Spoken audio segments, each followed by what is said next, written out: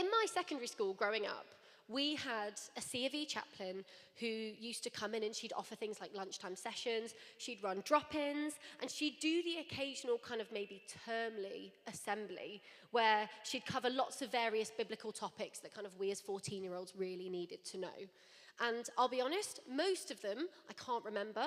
One time, she misquoted a Bastille lyric, and I got really annoyed about it because 14-year-old me loved Bastille, and apparently I was really cross about it at the time. The other thing I remember, though, is that she once did this amazing assembly, and it was on, and I genuinely can't believe I'm about to say this because it is food-related, jelly babies. And I can't believe I'm saying this also because I'm a fruit pastel girl, not a jelly baby fan. You can take that with me if you want. Don't like jelly babies, they're not for me. They're also not vegetarian. Gross, not for me. Anyway, in this assembly, this chaplain used these jelly babies to construct this metaphor for us and for God, and said that we, as humanity, are jelly babies.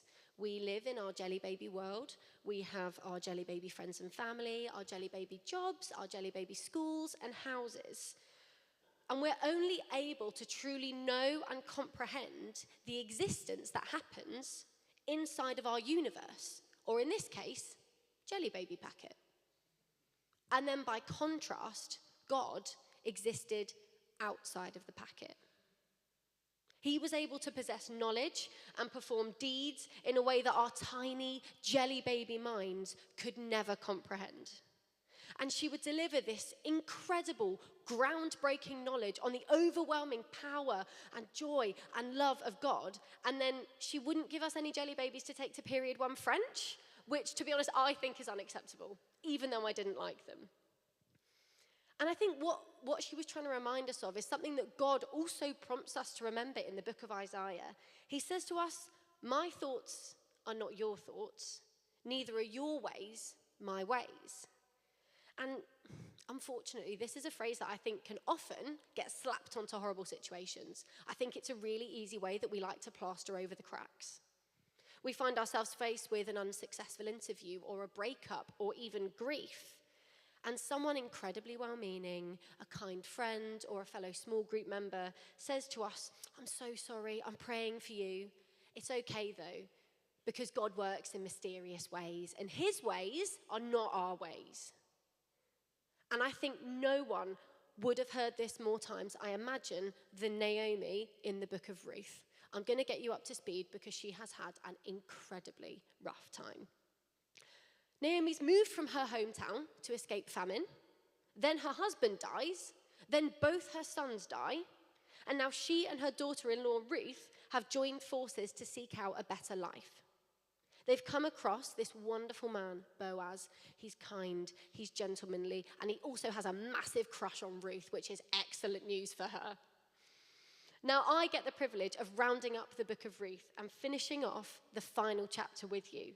This beautiful love story between Boaz and Ruth that reflects the devotion that God has for his people. Anyway, let's read the first few verses and see where we're at.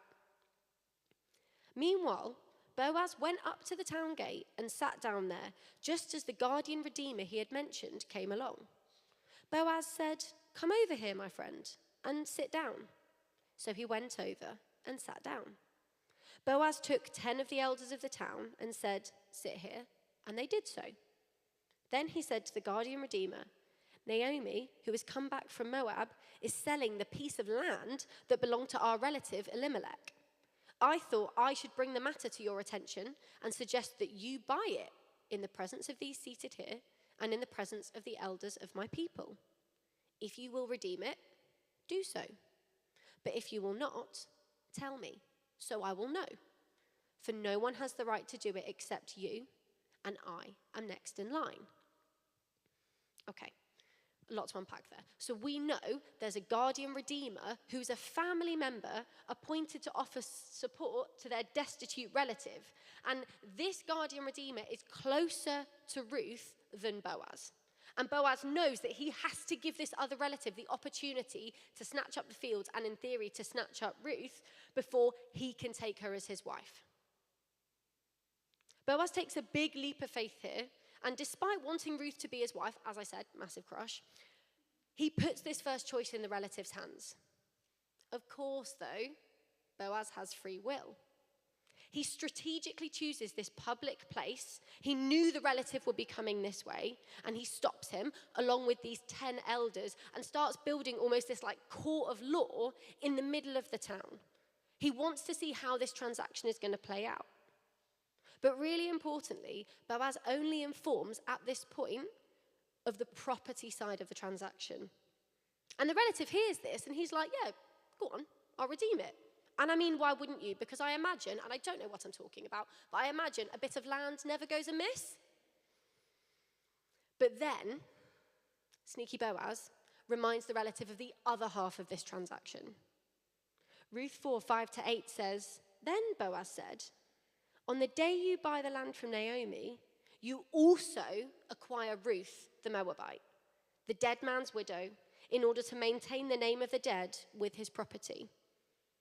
Now at this, the guardian redeemer said, then I cannot redeem it because I might endanger my own estate. You redeem it. I cannot do it. Now, if it wasn't clear before, Boaz could not be making it more obvious that he does not want this guardian redeemer to take the fields or to take Ruth. He's now saying to this guy, look, she's a Moabite, she's a widow, and you have to maintain her dead father-in-law's name when you take her in. He's literally throwing the kitchen sink at it at this point. And who can blame him when he's literally putting his future in the hands of this relative that he doesn't know? And then, thank goodness, ultimate plot twist, the relative does a full 180. He backs out, maybe for fear of endangering the estate that he already has, potentially something he would have divided up for the children he might have already possessed. He doesn't need the hassle of reorganizing his estate, and so he relinquishes it entirely, leaving the fields and, more importantly, Ruth in Boaz's care. Later on in the book of Ruth, it says, then Boaz announced to the elders and all the people, today you are witnesses that I have bought from Naomi all the property of Elimelech, Kilion, and Mahlon. I have also acquired Ruth, the Moabite, Mahlon's widow, as my wife, in order to maintain the name of the dead with his property, so that his name will not disappear from among his family or from his hometown. Today you are witnesses, exclamation mark. Very exciting. Now this is a really, really exciting moment. This is a moment of celebration. Boaz gets the girl and he gets her in the right way. Happy days. And you might be thinking, that's great, Laura. I'm really happy for the two of them. But in case you've forgotten where we are, we're not at school. This isn't a history lesson. And I don't see massively what you're trying to tell me about God. You've not even really mentioned him since you started talking about jelly babies 5 minutes ago. And you'd be well within your rights to think such a thing. But what's fascinating is that the book of Ruth hardly mentions God either. It can feel at first glance like a lovely, cozy, small-town tale that's snuck into the Old Testament, where we might be more accustomed to stories of seas parting and bushes burning, of fires and floods and plagues and Passovers. And yet, if you continue to read just a few verses later, suddenly everything starts to make sense. It becomes abundantly clear that God's hand has been all over this story. God brings Ruth to Boaz's field and guides the pair into this beautiful, faithful relationship. And then they go on to have a child. And they named him Obed. He was the father of Jesse, the father of David. Hang on, this changes everything. You're telling me this story of Naomi losing her husband, her boys, repeatedly encountering poverty, experiencing loss and grief and hunger and disappointment was all taking place to continue the ancestry of David, an ancestor himself of Jesus. You're telling me that this story of Boaz trying to do right by Ruth by, offering refuge on his threshing floor, taking the small amount he had and offering it up, eventually led to the birth of the Savior of the world. Naomi, Ruth, and Boaz had no idea of the impact that each one of their small steps was going to have. They had no idea of how God was able to use their obedience to further the kingdom that he was building. They never would know. But they were resilient and faithful. But I do think sometimes that's easier said than done. Holding on to this great plan and purpose, that sometimes it can feel really, really hard to see. And I wonder if we ever feel like that. God, I want to be obedient to you. I want to do right by you, but I'm heartbroken. I'm tired. I'm grieving. I don't know what I have to give. Does it even matter if I bail on that coffee with that friend anyway? And I think sometimes I feel like this. I feel like my small decisions don't matter. Sometimes I think the world is so big and I am so small, and I feel like I might just fade into this invisible insignificance.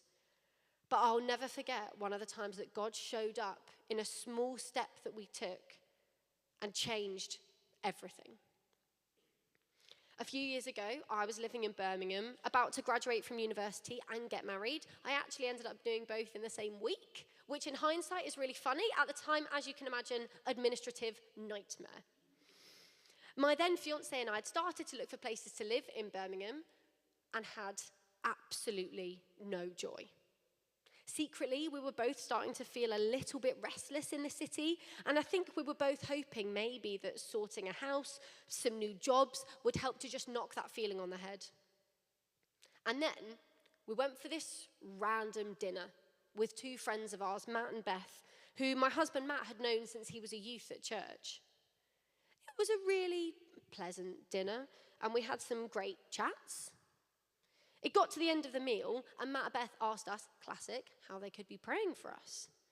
Now, I'm an open person at the best of times, but this was genuinely the second time I'd met these people. And I just wasn't sure if, we're considering leaving Birmingham, thanks for the cheesecake, amen, was the most appropriate dinner party patter. But Matt did exactly that. He told them this was something we'd been feeling, and we were scared, and we hadn't even told our closest friends yet. This totally half-baked idea just hung in their living room. And Matt and Beth's response changed everything. They took our tiny leap of faith, our honesty in that moment, and they prayed with us.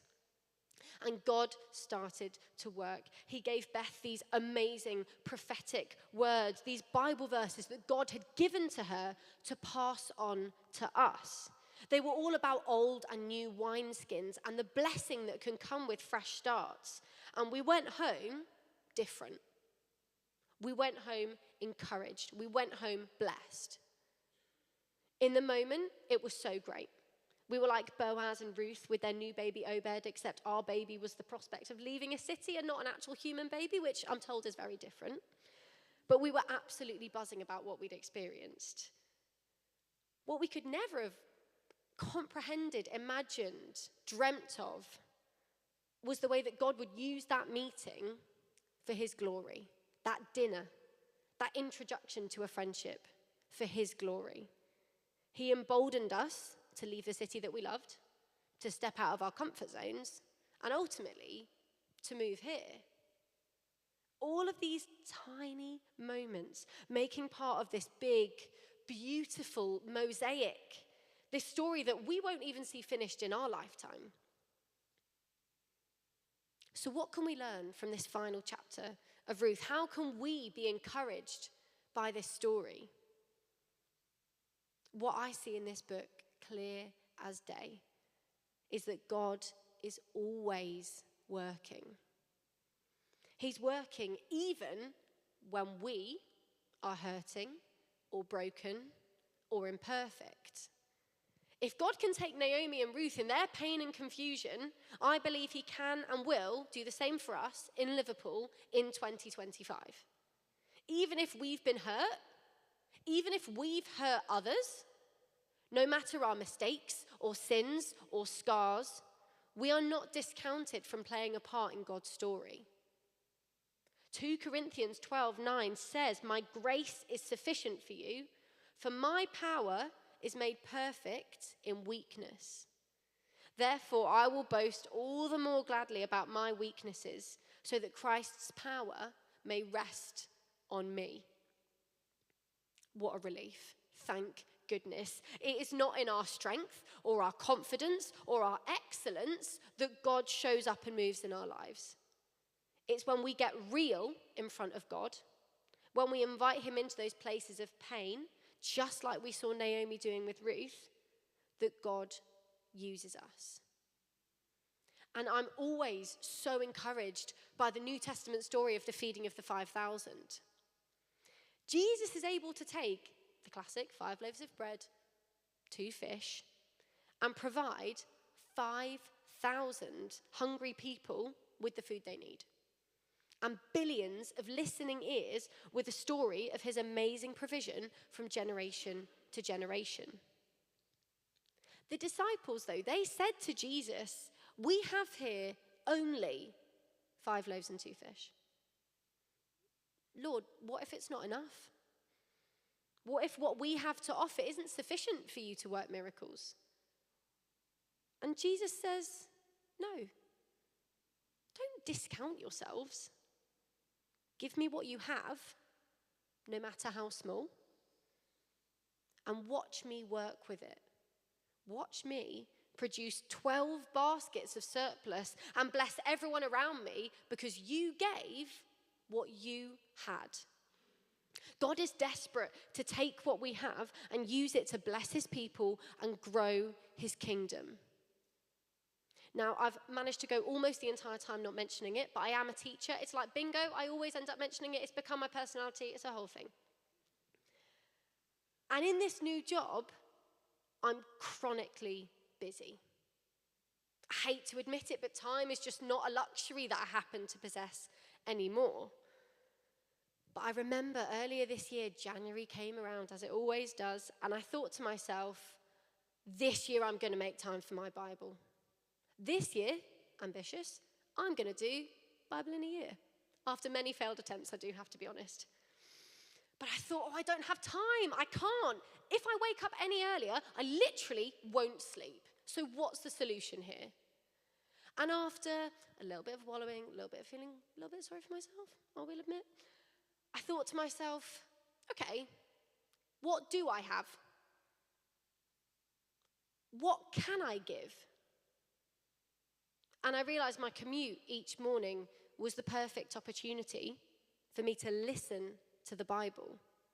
20 minutes where my mind feels calm. Now, my time to listen to my Bible in a Year podcast and learn more about God and how much he loves his people. And I've learned so much. I've had so many amazing discussions I would never have had before. I felt so connected to God's word and to his story. I didn't have much to give, but I gave what I had. And God blessed it, and God multiplied it, just like he always does. I think the second thing we see here is that God is always working, even when it doesn't feel worth it. Now, the guardian redeemer, who was originally entitled to Elimelech's land, and in turn Ruth, turned it down. He turned it down because it was an inconvenience to him. And I know I felt the same way.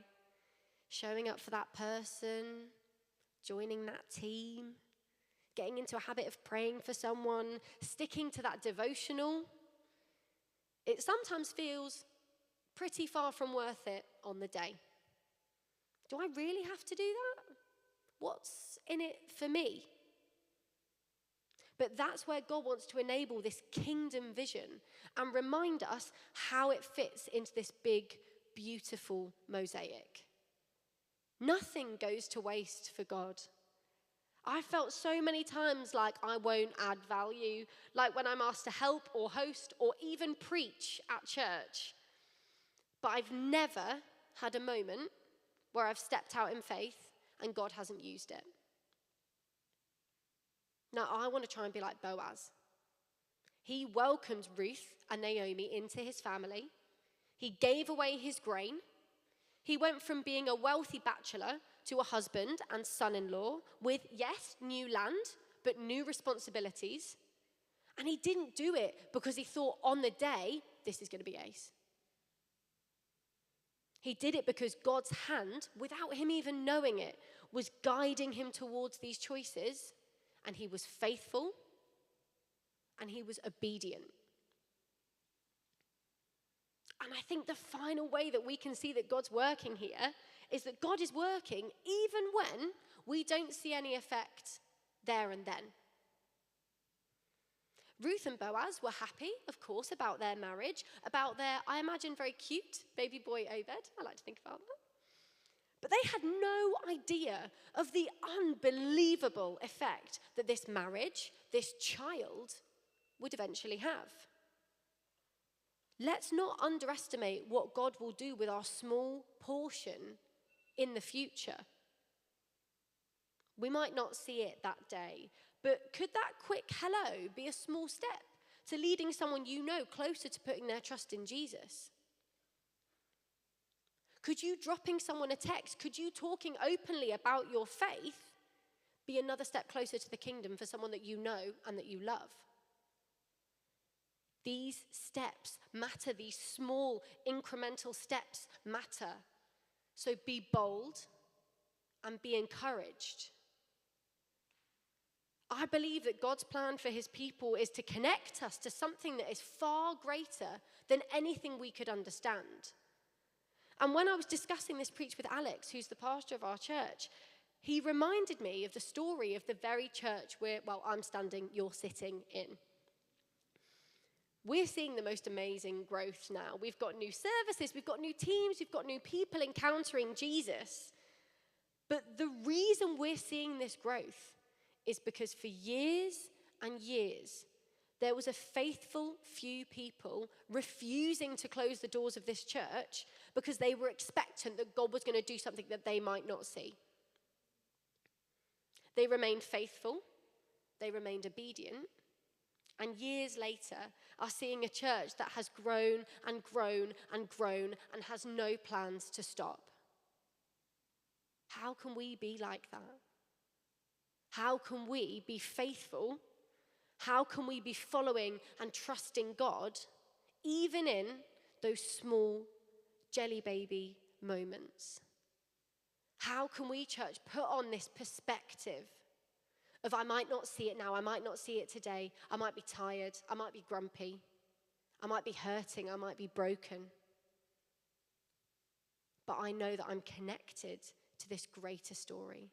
I know that I'm this tiny part, but not insignificant part of this massive, beautiful, eternal mosaic.